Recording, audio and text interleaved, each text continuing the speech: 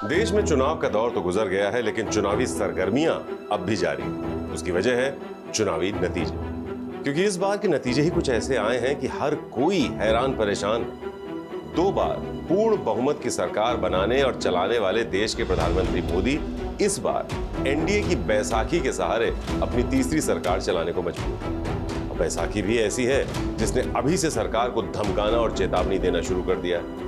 तो ऐसे हालात में राजनीतिक गलियारों में चर्चा तेज हो गई है कि क्या देश में मध्यावधि चुनाव की संभावनाएं बनेंगी या फिर अटल जी की राह पर चलते हुए पीएम मोदी जैसे तैसे अपना तीसरा कार्यकाल पूरा कर लेंगे। नमस्कार, मैं हूं संजीव चौहान। 9 जून को तीसरी बार नरेंद्र मोदी ने प्रधानमंत्री के रूप में शपथ ले ली है, लेकिन इस बार उनकी जिंदगी में पहली बार वो धर्म संकट खड़ा हो गया है जिससे पार पा पाना उनके लिए सबसे बड़ी चुनौती बन गया है।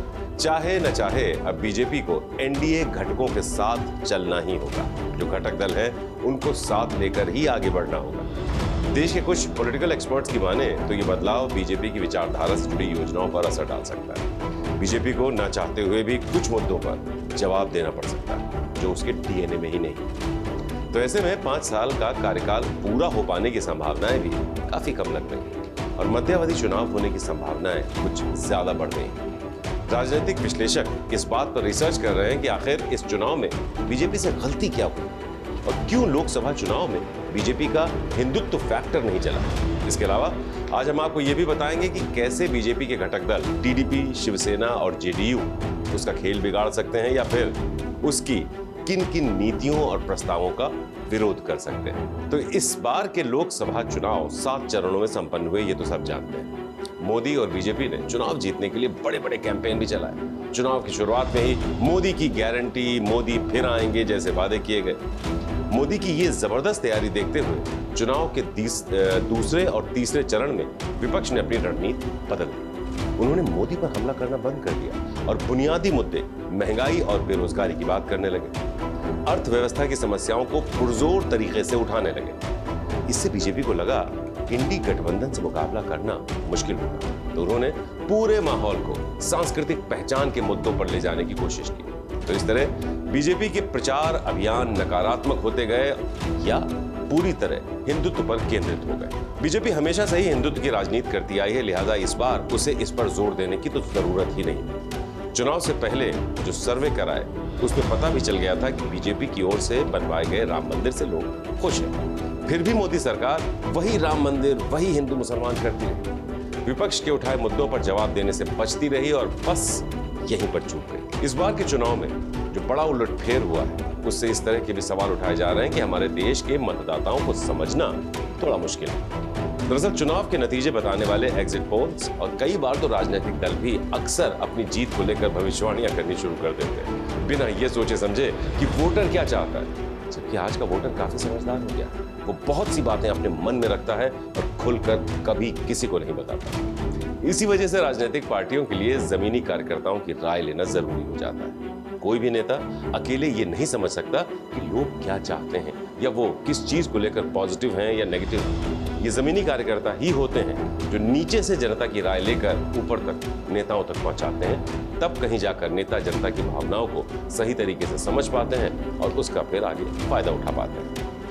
नेता अक्सर जाति, धर्म, आर्थिक स्थिति जैसे बड़े मुद्दों के बारे में सोचते हैं, लेकिन वोटर इन सब के अलावा अपनी रोजमर्रा की जिंदगी के बारे में भी सोचता है। वोट देते वक्त वोटर्स पार्टियों के वादों और जीतने के बाद बनने वाले समीकरणों को भी ध्यान में रखता है।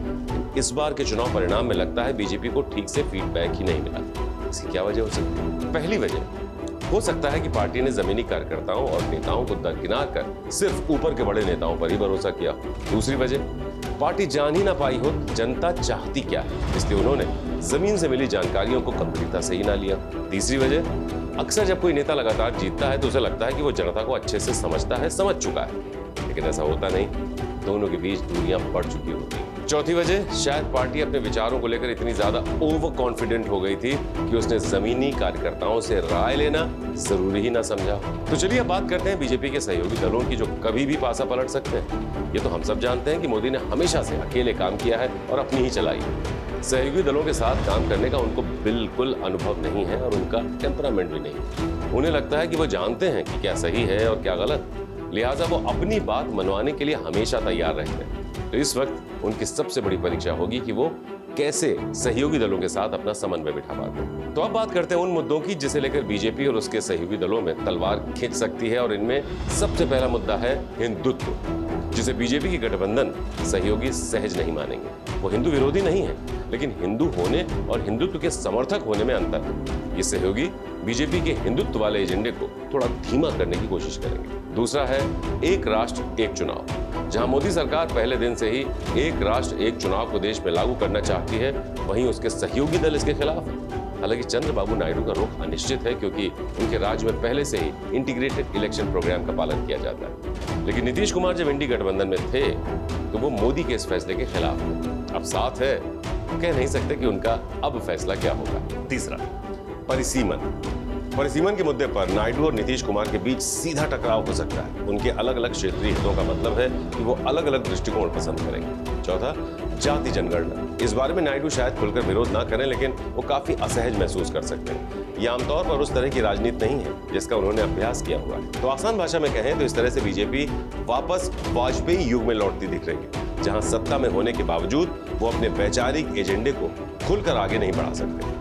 राजनीतिक जानकारों की माने तो फिलहाल बीजेपी को अपने सहयोगी दलों पर अपनी पकड़ मजबूत रखनी है, लेकिन कम बहुमत को देखते हुए बदलाव आने की स्थिति से भी नकारा नहीं जा सकता। अंत में बात विपक्षी दलों की, जिनके लिए ये चुनाव एक संजीवनी बन गया है, क्योंकि बीजेपी के खराब प्रदर्शन से विपक्षी दलों को एक नया जीवनदान तो जरूर मिला है, लेकिन मौजूदा सरकार को हिला पाने या गिरा पाने की सोच भी रखना उनके लिए खतरनाक हो सकता है, क्योंकि विपक्ष के मन में अब भी मोदी का डर तो जरूर होगा, जिसने कथित तौर पर सरकारी मशीनरी का इस्तेमाल करते हुए एक एक कर विपक्षी नेताओं के खिलाफ बड़ी कार्रवाई को अंजाम दिया। अगर विपक्ष ने फिर कुछ ऐसा करने की सोची तो सरकारी मशीनरी तो तैयार है ही। यहाँ ये भी समझना जरूरी है कि मोदी सरकार को हराने के लिए एकजुट हुए विपक्षी दलों का कोई ठोस वैचारिक आधार नहीं है। इन लोगों के मन में संविधान के प्रति सम्मान भी तब जागा जब मोदी ने इन्हें जेल में डालना शुरू कर दिया।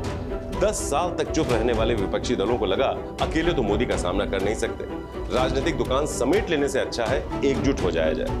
वही हुआ, मिलकर चुनाव तो लड़ लिया, लेकिन ये साथ कब तक रह पाएंगे ये आने वाला वक्त ही बताएगा। बहरहाल इतना तो तय है कि अगर मोदी सरकार अपनी बैसाखी साथ लेकर ना चली तो विपक्षी दल इस मौके का फायदा उठाने से बिल्कुल नहीं चूकेंगे, और फिर मध्यावधि चुनाव की बातों को भी नकारा नहीं जा सकता। तो इस खबर के बारे में आपकी क्या राय है? अपनी राय हमें कमेंट करके जरूर बताइएगा। नमस्कार। श्रेष्ठ भारत पर खबरों से जुड़े रहने के लिए चैनल को सब्सक्राइब और लाइक करें, बेल आइकन दबाएं और देखते रहें श्रेष्ठ भारत।